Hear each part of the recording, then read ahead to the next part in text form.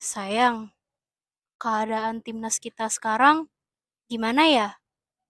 Ya gimana ya guys, nih kalian bisa cek di YouTube kita. Kalian cek, kita tuh udah nonton dan kita tuh udah bikin konten ini dari 2022. Ingat banget tuh, pertama kali bikin konten itu adalah Indonesia versus Thailand di AFF 2022. Kita tuh tahu perkembangan timnas ini dari awal, memulai perubahan sampai sekarang ini yang keadaannya udah mengkhawatirkan sekali ini sebenarnya. Dan kalian bisa bandingin antusias penonton kita saat dari tahun 2022, 2023. Kita tuh cuma nggak nonton itu cuma sekali, itu Indonesia versus Argentina itu yang kita nggak nonton, eh, yang kita nggak kontenin, karena emang nggak dapet tiketnya. Dan keadaannya tuh jauh 180 derajat guys. Ini tuh kondisi kondisi-kondisi timnas kita tuh, gue nggak mau menganggap ini kehancuran ya, tapi ini downgrade paling parah dari eh, timnas kita ini dari pelatih sebelumnya. Bayangin guys, beliau itu megang U20, U23 sama senior, dan tiga-tiganya tuh main bagus. Dan ketika di Januari tiba-tiba diganti, kalian bandingin gameplaynya, kalian bandingin antusias penontonnya. Sekarang gini deh, misalkan kalian CEO dari suatu perusahaan, terus kalian melihat manajer kalian ini, salah satu manajer kalian ini bagus dalam menjalankan tugasnya, terus dia eh, mendatangkan keuntungan laba itu gede. Terus ketika di akhir tahun dia mengalami kerugian kecil.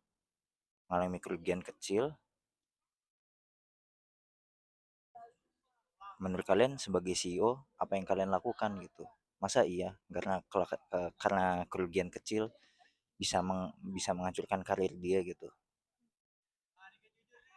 Terus eh, ngapain kita sih nonton sebenarnya? Kita tuh dukung timnas guys. Ini kritik kita kepada PSSI, karena mengambil keputusannya ini fatal banget. Ini udah salah banget sebenarnya.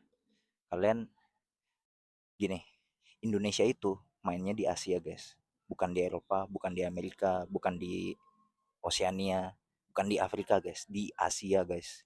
Kita tuh butuh pelatih yang paham dengan musuh kita, karena kita ini tim nasional guys, bukan klub. Kalau klub terserah deh, mau nerapin filosofi, mau nerapin apa, itu terserah. Tapi kita nih tim nasional, ini negara. Kumpul itu cuma bisa seminggu paling lama.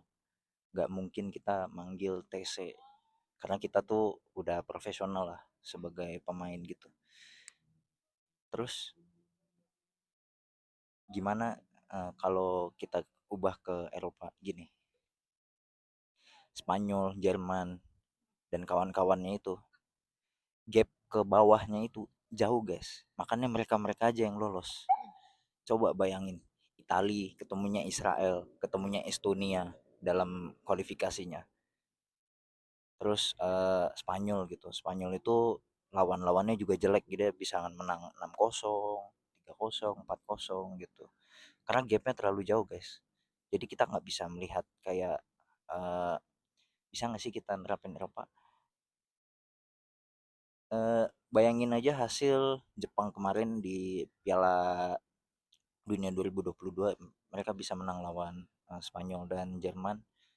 Itu karena ya mereka emang tier 1 Asia itu setara dengan tier 1 Eropa gitu. Nah, tier 2 tier 2 Asia itu belum bisa setara sama tier 2 Eropa. Kita nggak bisa eh, tiba-tiba ujuk-ujuk mau menjalankan filosofi Eropa ketika lawan kita tuh Asia guys. Karena gap gap di Asia itu terlalu terlalu dekat guys. dari tim-timnya itu Asia Barat sama Asia Barat sama Asia Tengah itu terlalu banyak guys gapnya. Jadi nggak bisa kita terapin eh, kayak Saudi, Irak, kita terapin Eropa, keteteran pasti kita. Karena kalau gue bilang gini, counternya Eropa itu permainan Asia yang keras dan gak ada arah gitu. Kayak headless chicken, itu yang bikin susah dari Asia guys. Gitu. Jadi kalau emang mau eh, menerapkan Eropa ya itu emang harus pindah ke Eropa, tapi kan nggak bisa. Berarti kan solusi keduanya adalah kita ganti dengan pelatih yang paham di Asia. Banyak kok pelatih yang paham di Asia, yang dari Eropa juga banyak sebenarnya. Ada Gus Hiding, ada Alexander Ziz yang sekarang jadi dirtek kita itu sebenarnya bagus.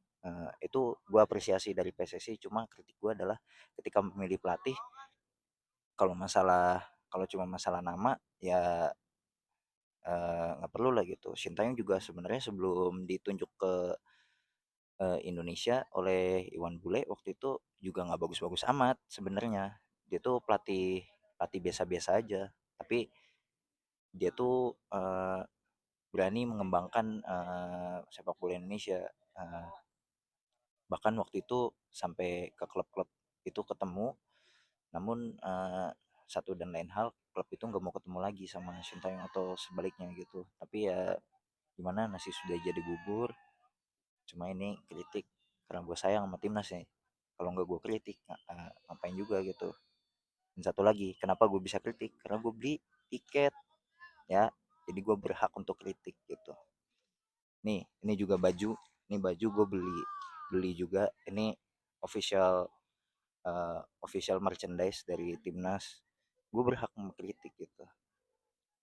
Ketika PSSI jelek ya harus siap dikritik lah gitu. Jangan berlindung satu lagi nih, buzzer nih ya, buzzer ya, atau akun-akun yang eh, menulis kasih ruang untuk ikhlas. Jangan mau dibodoh-bodohin guys. Jangan mau dibodoh-bodohin guys. Ketika usaha kita itu benar, hasil itu akan mendukung. Tapi di sini kita lihat usaha kita gimana. Dari PSSI-nya aja nggak becus gitu. Terus kita harus ngasih ruang ikhlas. Sorry itu saya ini nggak bisa. Nggak ada kata ikhlas guys.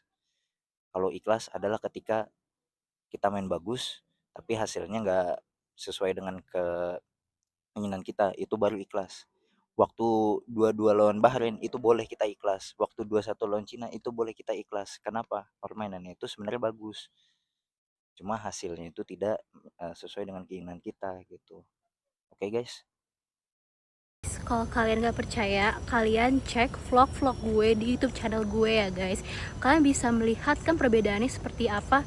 Sebenarnya sedih banget loh kalau ada perbedaan seperti ini, karena kita ini cinta timnas Indonesia. Nggak masalah kalau misalkan timnas kita kalah terus vlog gue sepi yang nonton. Gue nggak masalah dengan vlog gue, dengan YouTube gue. Tapi yang gue permasalahkan adalah bagaimana timnas Indonesia untuk kedepannya seperti apa. Jadi semoga dengan seperti ini PSSI bisa memperbaikinya ya guys ya. Kita doakan yang terbaik saja ya guys ya.